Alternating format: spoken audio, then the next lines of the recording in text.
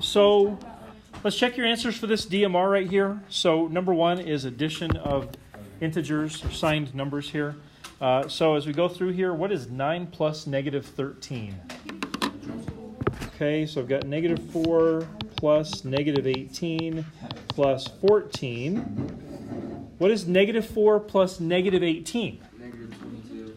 All right, so then negative 22 plus 14. We finish with a final value of? Negative 8. So if you look at your number one, if you got negative 8, you nailed it. Yay, great job. You don't have to show all those steps on these really simplistic evaluations where it's just like a single operation. Or you can, it's up to you. Number two is subtraction. So let's go negative 13 minus 15. What is that? Oh, yeah. Negative 28. And we got minus negative 7. Whenever you see minus negative whatever, it's really plus a positive. So I encourage you to go ahead and make those marks on your paper, plus a positive. So what's negative 28 plus positive 7?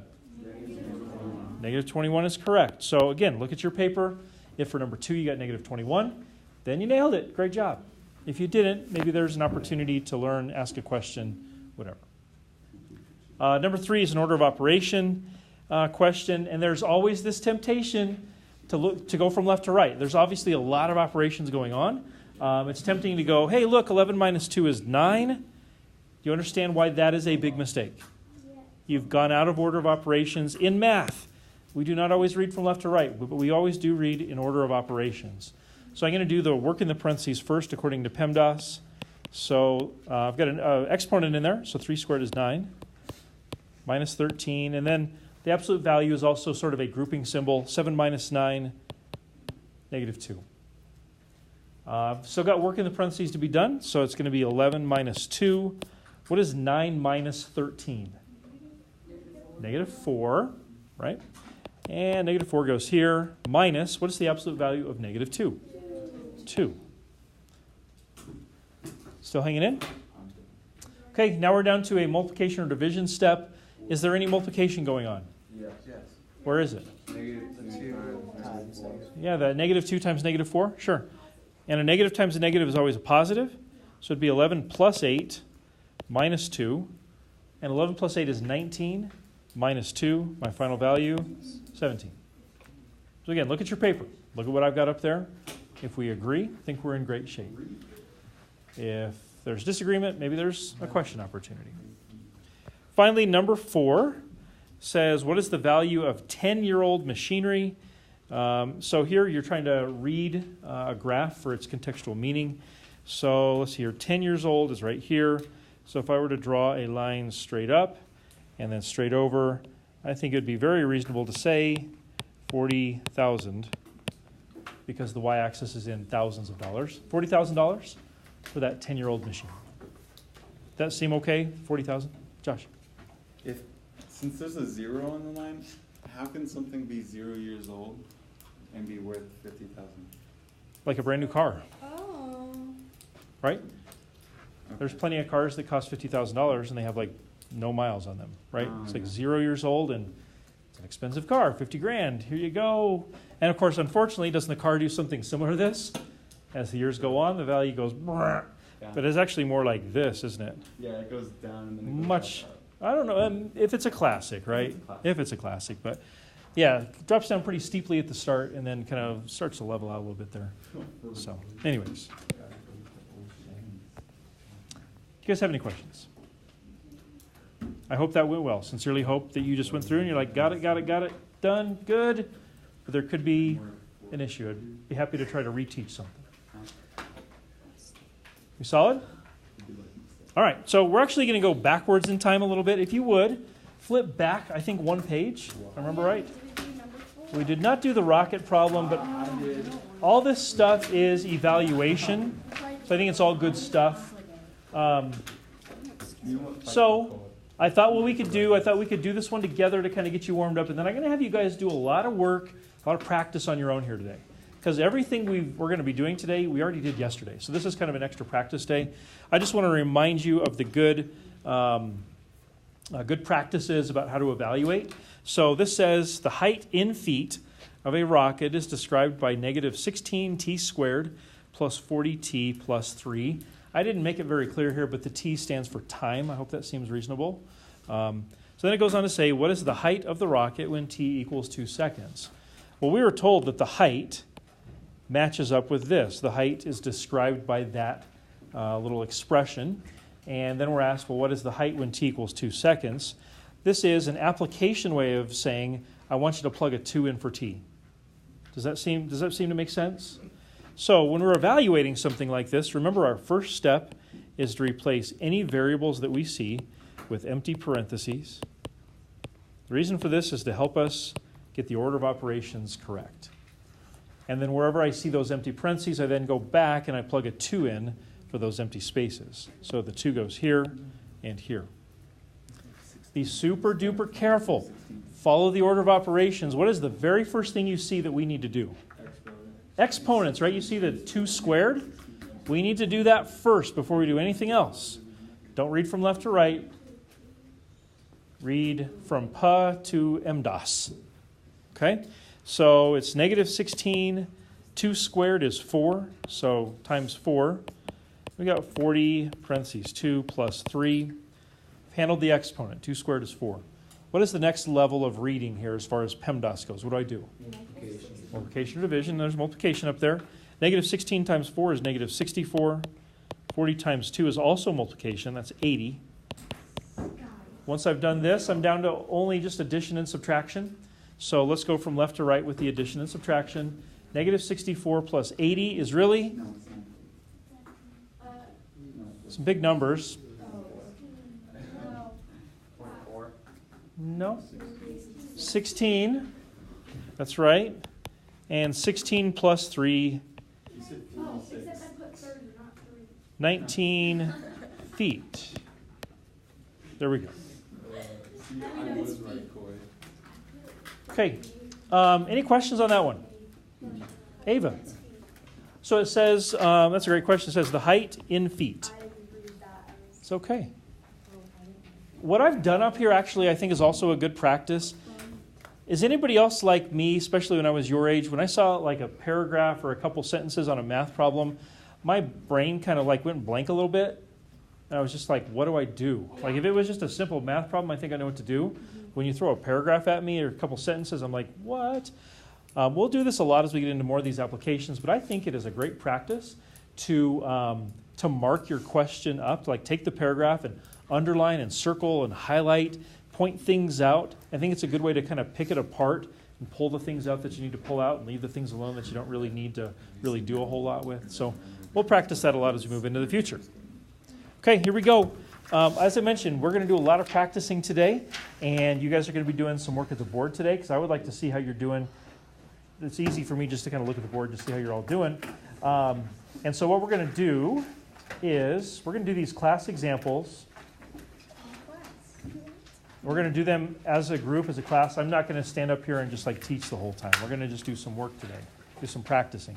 And so if you guys can look here, I've got 1, 2, 3 class examples, and then I've got 1, 2, 3 other practice examples, and they all look really similar. There's a lot of similar elements to them. And so each table is going to get a chance to go up to the board at least one time. At least one time. Maybe some people could go twice if they want, whatever. But everybody gets to go. So we're going to send whole tables up. So yesterday I said, hey, let's get at least 1 or 2 of you. Today it's going to be we're sending the whole table up. Okay? And this is just how it is. This is how it needs to be. This is how I can kind of see how you're doing. So I would love for a table to volunteer themselves for number 1. Everybody else will just be... All right. Ben, everybody, all 6 of you. Now everybody else, stay at your tables and you work on number 1 as well. Okay? We're the most talkative table. You work on number 1. You guys can all work together. You don't have to be like solo up here. Here we go. Look at a quick answer here. A lot of you got negative 32? Is that not the right? I don't know. We're going to find out. A lot of you got it, so I'm assuming you're right. I'm hoping that you're right. So here would be the steps. I'm doing this for the video here, but also just to show you guys. We won't necessarily do this for all these. I'm replacing every single variable with an empty parentheses. And so it looks like this and this. Once I've done that, I'm going to replace those empty spots with the appropriate number. So x is negative 2, so that goes here, and here, and here. And y is 3, so that goes in all the other blank spots. Walking around, I've seen a lot of you doing a nice job with your empty parentheses. Hope that's making a good, positive difference for you. Okay, there's only one set of parentheses really, and that's over here. Negative 2 times 3 is negative 6. That's going to be squared here in a second. I'm going to go ahead and do the multiplication and division that I see as well. So if I look at this, I see negative 2 times 3. Wasn't it essentially a negative times a negative is a positive? And so you end up with positive 2 times positive 3, which is 6. Then in the middle there, we have 3 times negative 2. That is negative 6 over 3. I'm going to do my exponents. What's negative 6 inside the parentheses squared? 36. It's positive 36, so I end up with minus 36. Negative 6 over 3 is negative 2. That's division. And so I finally arrive at this. 6 plus negative 2 minus 36. So 6 plus negative 2 is 4. Minus 36 gives us a final value, I think we all agree, negative 32. Any questions? Got it right, guys. You did. Yes! You did. You really did a nice job. Okay. Boy is just being. Let's see here. Jared and Chase's table over there. You guys volunteered for number 2, right? Let's have you guys go up and do number 2. Everybody else at your seats there. Why don't you attempt number 2 as well? Ready, go. What'd you get? 57. 57? Or 65. Well, let's check and see. Working on number 2. I got I see a lot of 65s up here. You guys are getting better and better at the board. Awesome. Yeah, let's check this out. I'm going to replace all my variables with empty parentheses. I'm not going to lose any of the original parentheses either. So then, let's see here. X is negative 2. A is 5. Y is 1. And B is negative 3. So on this one, there's a lot of work to be done in the parentheses before you do anything else, right? So the PEMDAS, the P, we're going to do a lot of that work here at the start. So negative 2 minus 5 is negative 7. And 1 minus negative 3 is 4, because it's really 1 plus 3. Negative 7 inside parentheses squared is really negative 7 times negative 7.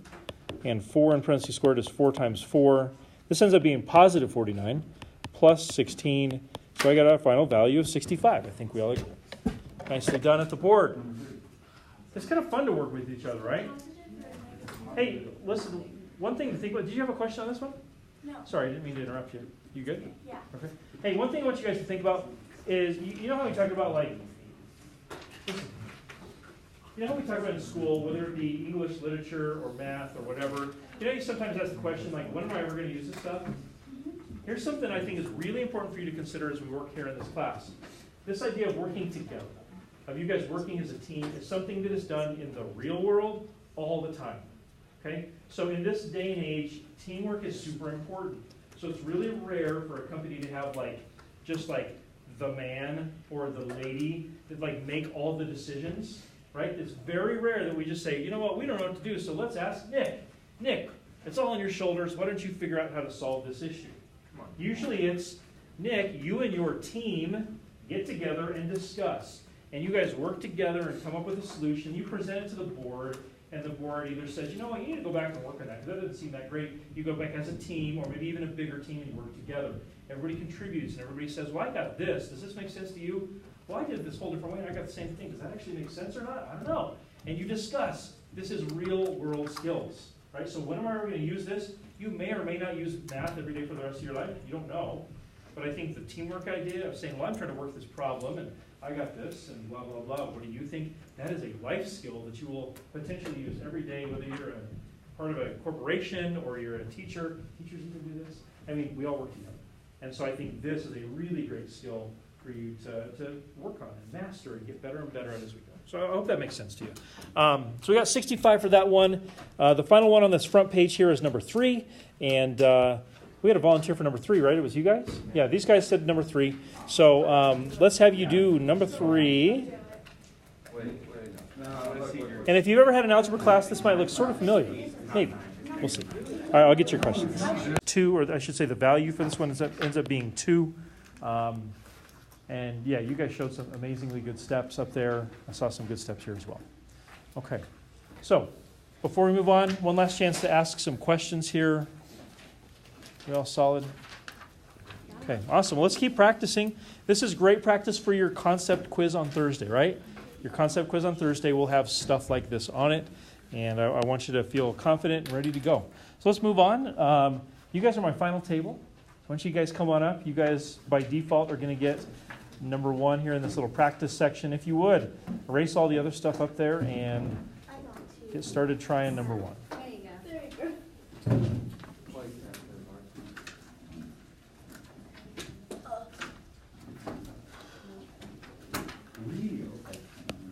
Here's what this looks like. I replace with empty parentheses. Got those absolute values. And I get this and this. Then wherever I see the empty parentheses, I put the appropriate number. So A is -2, so that goes here and here. B is 3, which is here and here. So here's what I don't like about this. You could, and I think we see a few examples maybe up here where a mistake has been made.